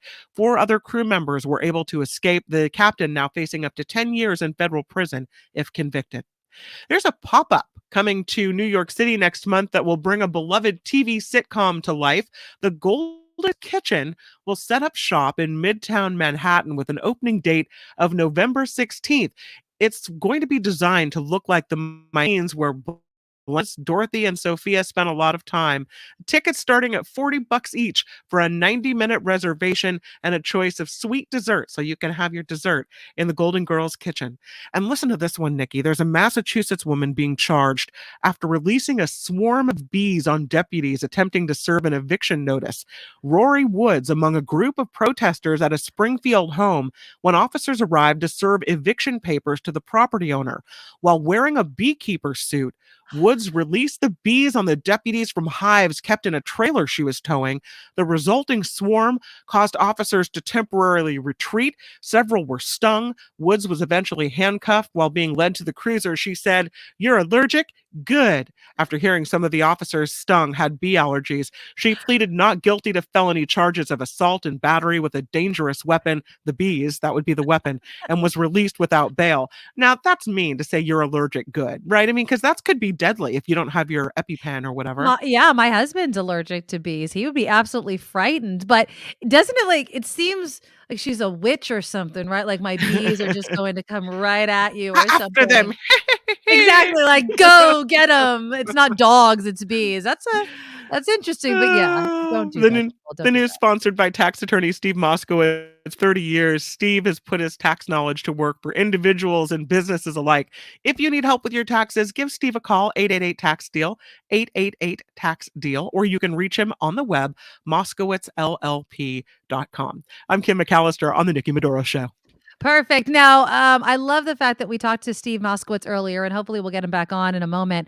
But he had been with us last hour talking about, the tax brackets, they're being adjusted, which is good for every single American. It was only last week, maybe a few days ago, that they announced that Social Security payments are going to be going up next year. But is this landing with voters? I mean, what lands with voters? When you watch some of these debates, can you believe that some of these races are even close? So let's start. Let's start with Val Demings and Marco Rubio. Okay, so their debate was last night, and it got pretty heated. I will tell you this: it was pretty heated. They debated a number of things. So here's some sound I want to play from you and play for you. And this was them debating what I believe will be one of the big hot button issues, which is abortion. 100% pro-life. Not because I want to deny anyone their rights, but because I believe that innocent human life is worthy of the protection of our laws. That said, every bill I've ever sponsored on abortion, every bill I've ever voted for, has exceptions. Every one of them does, because that's what can pass, and that's what the majority of people support. Congresswoman Demings. Senator, how gullible do you really think Florida voters are? Number one, you have been clear that you support no exceptions, even including rape and incest. Now, as a police detective who investigated cases of rape and incest, no, Senator, I don't think it's okay for a 10-year-old girl to be raped and have to carry the seed of her rapist. I don't either. I think that it is absolutely horrifying that Marco Rubio is standing there like, I'm 100% pro-life without exceptions. But then can turn around and then in the debate say, oh, well, wait, maybe some exceptions. No, but you heard what he said right there. He said, he's all, Mm. but I included exceptions because that's what will pass. That's Right. what the American people want. But he Right. doesn't feel that way. He No. doesn't want exceptions. And that's what Val Demings was calling him out about, which I think Right. was absolutely correct. You can't have it both ways. You can't look and like at a 10-year-old girl who's been raped and say, nope, sorry. The the the the harm that you've already gone through, the trauma that we will inflict on you by having to carry at 10 years old a pregnancy. Sorry, that unborn fetus has more rights than you do. I care more about that voice than your own voice. It's absolutely horrific. And I don't know though, Kim, if it's landing with Florida voters. I mean, I think Val Demings did an awesome job, but let's see. The 538 did a poll of who's ahead, and it's I don't know if you want to consider this close. Rubio has 47%, 47.6. Demings is at 42.9. That's close. I mean, is that close? Because it seems way too. I mean, if it was 46, 47, I'd say okay. 42 to 47, 43 to 47. You know what? It's close enough to be changeable. It's where it's not like so lopsided that there's nothing she can do to overcome it. That's true. I mean, but it does. I want these politicians to be called out on what they have and what they have not done. Mitch McConnell, even freaking Greg Abbott with Texas. I mean, there are things that have and have not been done. And in Florida, I mean, there are so many issues that they have. I have family in Florida, and yet Republicans seem to be able to convince people living in their state that they've done a good enough job to continue to be reelected. All right, I want to play you a little bit more. And this again is the Val Demings, Marco Rubio debate that happened last night. And if you missed any of it, it was contentious. It actually, they gave the whole, I'm shaking your hand and doing that sort of thing. But here they are debating red flag laws because again, there have been school shootings, the Pulse nightclub shooting, remember? And it seems that Marco Rubio likes to say one thing, but when it comes time to vote, he does another. In Parkland, this killer, everybody knew who it was. Even before they announced who the person was, everybody in the community knew who it was because this guy had long problems. He'd been acting up for a long time and everybody knew it. And here's what happened. The sheriff did nothing about it. The school district did nothing about it because they didn't want to arrest kids and fell through the cracks. Even the FBI cracks it fell through. So that's why one of the first things I did when I got back to Washington is I sponsored a bipartisan red flag law, styled after Florida, not the crazy one they just passed, a real red flag law that would allow the police department to go before a judge and remove your guns if they can prove that you are a danger. The one they passed allows some coworker that doesn't like you to go to some liberal judge and take away your Second Amendment rights. The people who are the families of victims of gun violence just heard that. And they're asking themselves, what in the hell did he just say? Senator, you used the Pulse nightclub shooting as your inspiration to run again for the Senate in 2016. Pulse is in my district. And yet, you've done nothing to help address gun violence and get dangerous weapons out of the hands of dangerous people. Florida, after Parkland, after you made promises that you had no intentions on keeping to the parents of Parkland, Florida passed legislation raising the age to have an assault weapon, passed red flag laws that we've seen 7,000 plus instances where they've been used now. Yeah, I feel like we need to be honest with the voters. We really do. I mean, if you're going to run after a tragedy like what happened at the Pulse nightclub to get reelected, then do something about it. But Marco Rubio likes to act like he's done something, and he hasn't done anything. One more piece of sound I'll play for you right now. And it has to do with Marco Rubio lying on the stage. And we talked about this a bit yesterday, Kim. When we were talking about Lake and Hobbs, right? Carrie Lake Mm. wanted Katie Hobbs to debate with her, and you were maintaining that why do it? Because Carrie Lake's just going to go up there. She's going to lie. She's going to spew nonsense. It's not worth your time. Let's kind of just go to the voters. And I maintained that while I understand what you're saying, not debating uh, shows something, shows voters something, and it's ammunition for the other side. So Do you here is, remember go do ahead. you remember that debate where Hillary Clinton and former President Trump were on stage and he was kind of lurking behind Yeah. and he was saying the craziest stuff, right? He still wins that election. And so like is it a platform for people to spew their nonsense and it's like, oh, it's not even a debate. A debate Yeah, is but a who discussion. watches the debate? We're having one now, right? I mean, we talk back and forth, we share ideas, we say, well, here's what I think, well, here's what you think. Well, which one do you agree with the most? Then vote for that guy, whatever. The debating, the conversation, the sharing of ideas, that's what people hear. Do people really want to hear someone get up and act like a complete ass? I don't I know. I think don't want to so. see that. I mean, I think a lot of Or maybe people that makes tuned your in. decision for you, right? You're like, oh, Exactly. okay, I know who to vote for. Yeah. Well, I mean, but look at Trump. I mean, the bar was so low with Trump, so low. All he had to do was show up. But I think with Marco Rubio and the fact that he's been doing this for quite a while, the bar is a bit higher. But he was called out for lying. Listen to this. She's been in Congress for over half a decade. She's never passed a bill, not PPP, not anything. Not a single bill she's passed has ever become law. I'm proud of the fact we saved millions of jobs. I'm proud of the fact we did it in a bipartisan way. That's not true. I know the senator, look, and I'm really disappointed in you, Marco Rubio, because I think there was a time when you did not lie in order to win. I don't know what happened to you. You know that is not true. My first term in the United States House, I passed legislation to help law enforcement officers with mental health programs. Your first term in the Senate, you voted to turn Medicare into basically to abolish it and then turn it into an underfunded voucher program. And then you gave the biggest tax break to the richest of the rich and said you'd pay for it with cuts to Social Security and Medicare. And Medicare is what she was going to say. Yeah, and that's what I think Hobbs could have or could still do with Lake.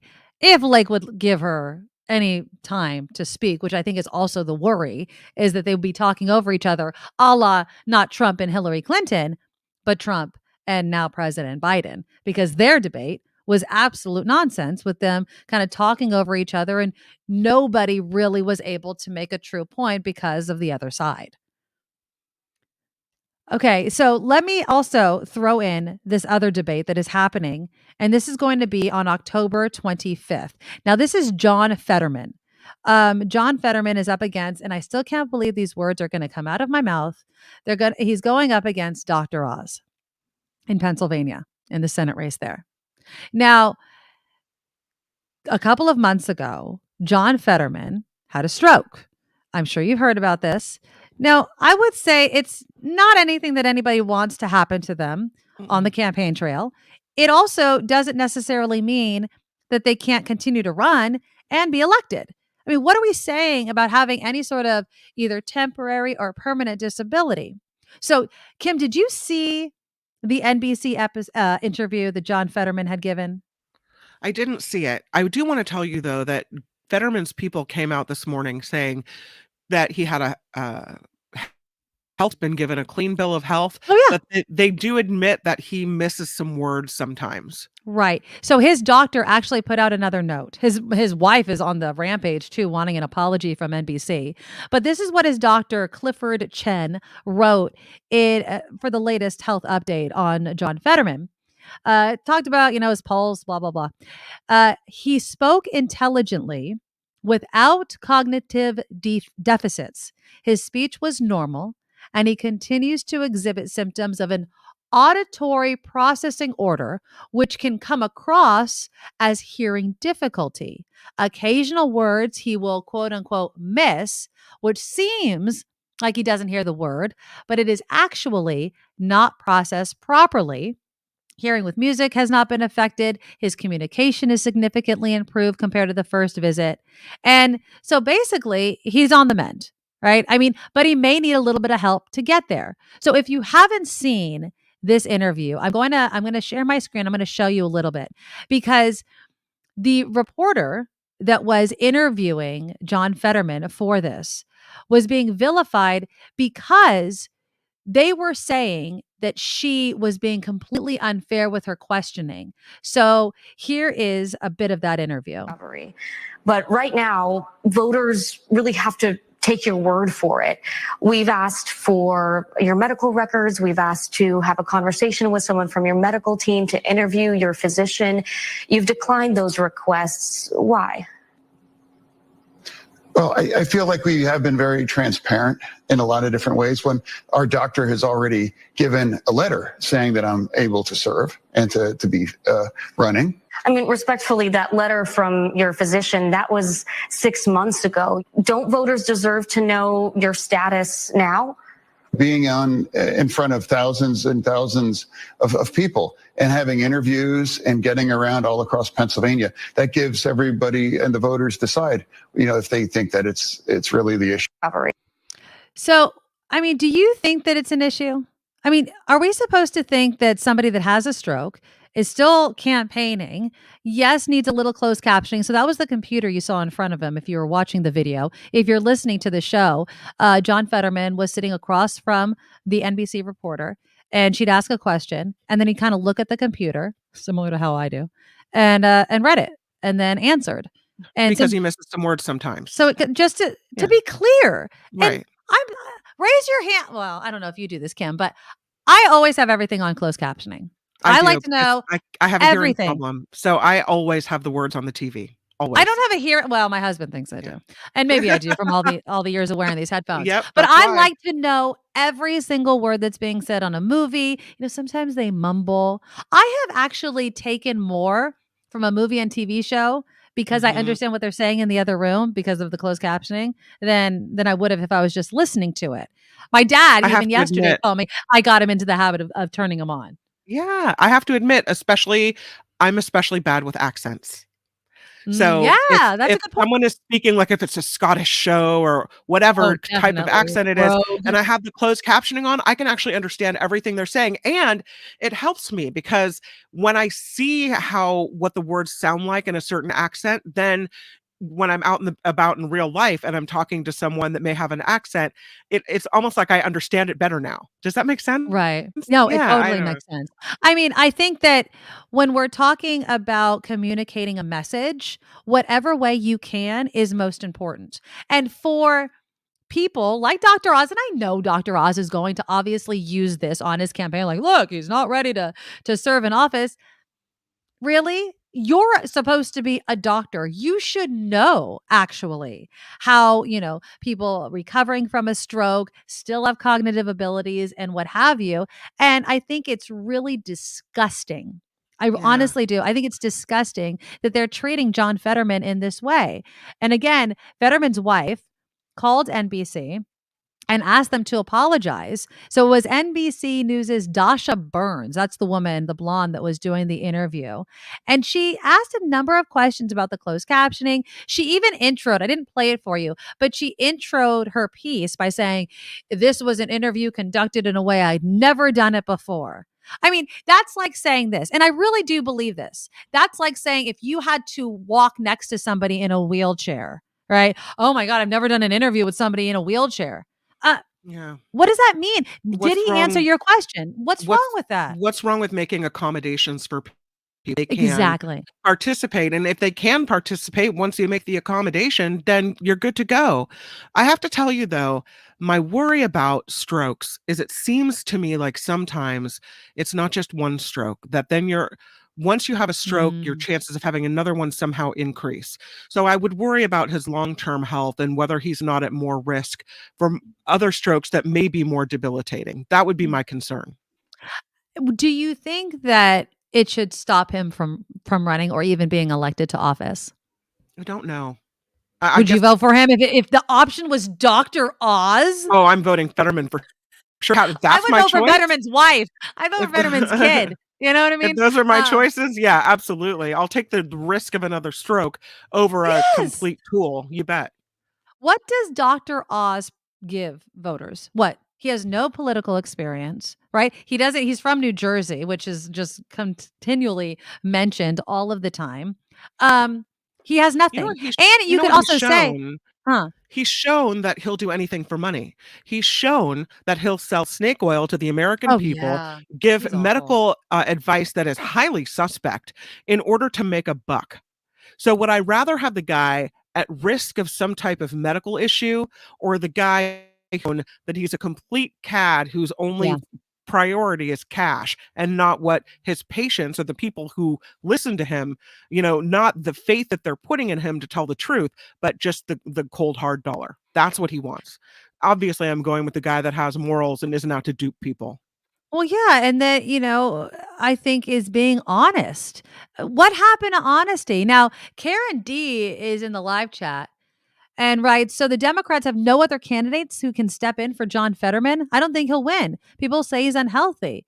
And it's a shame there was no backup plan for the Democratic Party. Well, I mean, when he gets the nomination, right? It's when the momentum is behind one candidate, you can't really switch gears and just throw that all behind somebody that people may not know or trust. Then it actually, and Karen, just to your point, I do think that it then weakens the candidate that you have running. If you're basically telling people, oh, look, he's sick, we'll just put this person in. Well, what did that say about the candidate that you were initially saying could do the job? So, no, Kim, you raise an interesting point though about could he be at risk of another stroke and what would that mean?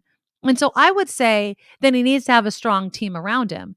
Hmm. You need to have, and you know what? A health issue can hit anybody at any time. Somebody can have a heart attack. That's true. I mean, you can get hit by a car and I could get hit by a Mack truck tomorrow. exactly. So it's not as Yeah. if Dr. Oz can't suffer a stroke or have something happen to him. Not that I'm wishing that on him, but No. these things can happen. So I would rather look at the person who seems honest, committed to the Hmm. people in a state in which he actually really lives in and is not just handpicked because, he's on his knees for Trump, right? I think that he's another example, Dr. Oz, I mean, of a puppet of the Republican Party that Yeah. they are whispering in his ear, say this, do that. We just need an R in that seat. That's all we need. You think Dr. Oz is going to be leading the way in legislation for this country? He is going to do whatever the hell the GOP wants him to do. That's it. He's collecting cash. That's it. Exactly. I mean, and anybody that would actually go into the ballot booth or look at their mail-in ballot and would actually put an X next to Oz's name is freaking out of their mind. I mean, it is embarrassing that this is the guy that they're throwing all of their support behind. And we're talking about the damn Senate here. I mean, it's just it boggles my mind, and I hope that John Fetterman wins. Now, again, if you want to see the debate between John Fetterman and Dr. Oz. And this is one race that a lot of people have their eyes on. It is a Senate race. It's happening on October 25th. And I don't know who Cindy means. Cindy writes, remember a Republican U.S. Senator had a major stroke in the past decade, and he is still a U.S. Senator from a Midwest state. I'm not sure who she means, but perhaps there's another issue where a Republican senator had a stroke and is still serving. well, I found this article as you were talking, and there's been a number. Strokes are pretty common, sadly. Right. They're a health issue. It's a stressful job. Let's see. So Chris Vaughn Holland of Maryland had a minor stroke, but that was more recently. I thought that they were going to give me a kind of a laundry list of different. Oh, Senator Ben Ray Lujan of New Mexico suffered a stroke this year. He had brain surgery, but I don't think that's who Cindy's talking about. These things happen. It absolutely happens. And if you think that somebody, even if they suffered a stroke and are recovering, can't serve in office, I would point to a lot of different ailments that could stop somebody from being able to serve in office. What about COVID? I mean, how many politicians were questioned that got COVID and wondering, do you have the brain fog to, are you thinking clearly? No one seems to be saying that. Not that I'm saying we should, But there are all Mhm. sorts of health problems that can pop up while somebody is either running for office or already in office. Well, and what happens if something happens, if you have another stroke or that's debilitating, that you're unable to serve? Then I think it's the governor in our case. Remember when we had Kamala Harris in California, who became vice president? Governor Gavin Newsom got to appoint someone to the That's right. U.S. Senate, and then there was an election, the next following election, and that person was elected. But the same thing. So, what if Fetterman does have some type of health issue? Then the governor can appoint someone until the voters can speak again. So, in that case, I'd rather have that happen than have someone who is of suspect character like Oz get in there. Absolutely. And now Karen makes a good point. Now, obviously, John Fetterman is not sitting. He's running. He's just the Democratic nominee, and Dr. Oz is running as well. But Karen D says if John Fetterman can perform well in the debate, he may have a chance. I absolutely. This debate on October 25th for the Pennsylvania Senate, it's make or break for Fetterman. If he stumbles, and that's what sucks. Again, the bar seems to be so low for Oz. Oz just needs to walk his snake oil ass in there, and that's all he has to do. But Fetterman needs to speak clearly and not stumble, because everyone is going to dissect what he's saying, because we keep the bar high for the people that we want to elect to office. Republicans seem to, at least in some races, look around and wonder who will bow and bend the knee to the mighty GOP and Trump. And that's all that they care about. So, all right. Well, this is the end of the Nikki Medoro show. Again, I apologize No. for all the technical difficulties. We'll be back tomorrow. We will? Yeah, we'll be back. Okay. How about that? We'll come back tomorrow, and I hope all of you will join us. I do want to. I was hoping that Steve Moskowitz would be back on with us, but again, Steve Moskowitz is our founding sponsor, our exclusive sponsor of the Nikki Medoro Show. If you need any tax advice, call Steve at 888-TAX-DEAL or find him online at moskowitzllp.com. He'll explain to you the new tax brackets, the ERC, the employee retention credit. I mean, they have all of the answers for you. Please, if you haven't already, give a thumbs up to the show and every single show, because it helps us kind of spread the word and get seen on YouTube. If you go to thenikkimedoroshow.com, you'll find links to the show to share with your friends, and make sure you subscribe as well. And if you have a little bit of money that you can help, with the technical aspects and the behind the scene aspects of the show, there's a Patreon link there as well. So until tomorrow, thank you all. And Kim, I love you. Let's do it again tomorrow. That's a date, sister. Bye. Bye.